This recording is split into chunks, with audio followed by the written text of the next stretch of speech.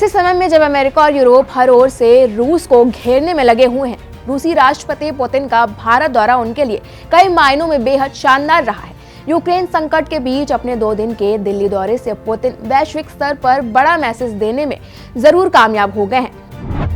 नमस्कार, मेरा नाम है श्रुतिका विश्वकर्मा और आप देख रहे हैं एबीपी लाइव। रूस और यूक्रेन के बीच जंग लगातार खींचती ही जा रही है। वहीं इसी बीच सैन्य मोर्चे के साथ साथ ये संघर्ष अब आर्थिक, कूटनीतिक और वैश्विक मान्यता की लड़ाई भी बन चुकी है। जहां अमेरिका और यूरोप ने युद्ध शुरू होने के बाद रूस को अंतर्राष्ट्रीय व्यवस्था से अलग थलग करने की रणनीतिक कोशिशें की। कड़े आर्थिक प्रतिबंध, वैश्विक वित्तीय प्रणाली से बहिष्कार और पुतिन की अंतर्राष्ट्रीय उपस्थिति को सीमित करने में समेत कई तरह की कोशिश की गई।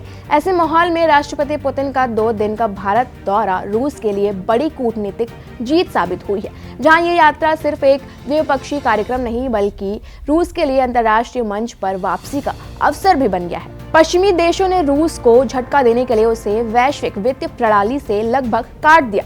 विदेशी बैंकों के कार्ड रूस में बंद हो गए और रूसी बैंकों के कार्ड विदेश में काम नहीं करते।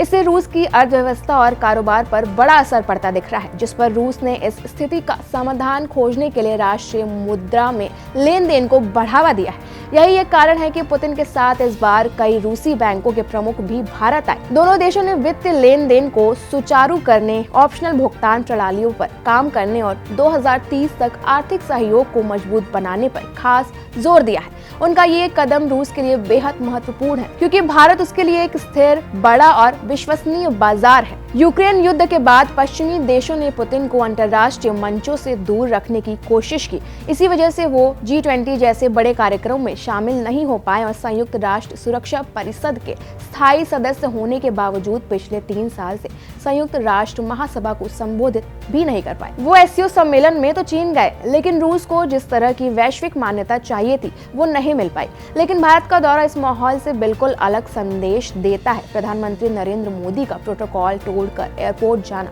निजी डिनर देना और राष्ट्रपति भवन में भव्य स्वागत, ये सब दिखाता है कि पुतिन अभी भी दुनिया के सबसे बड़े लोकतांत्रिक देश के खास साझेदार माने जाते हैं। भारत आकर पुतिन ने पश्चिमी देशों को साफ संकेत दिया कि रूस को वैश्विक राजनीति से हटा पाना आसान नहीं है। वहीं भारत ने भी ये संदेश दिया कि अंतर्राष्ट्रीय संतुलन के लिए रूस अब भी बहुत महत्वपूर्ण है। सिर्फ 2 दिनों के भारत दौरे में पुतिन ने दुनिया को 3 बड़े संदेश दे दिए हैं। पहला, रूस बिल्कुल अलग थलग नहीं है। भारत जैसे बड़े देश में आकर उन्होंने ये धारणा तोड़ दी है।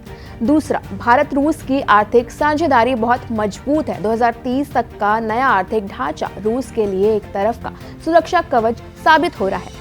तीसरा, शांति का संदेश। गांधी का हवाला देकर रूस ने अपनी कूटनीतिक छवि सुधारने की पूरी कोशिश की है। कुल मिलाकर ये दौरा रूस के नेतृत्व के लिए साइकोलॉजिस्ट और रणनीतिक राहत लेकर आया है। इससे पुतिन अंतर्राष्ट्रीय मंच पर लौटते समय ज्यादा आत्मविश्वास महसूस करेंगे और आने वाले वर्षों में पश्चिमी दबावों का बेहतर तरीके से सामना कर पाएंगे। इस खबर पर आपकी क्या राय है, हमें कमेंट कर जरूर बताएं और देखते रहें हमारा चैनल एबीपी लाइव।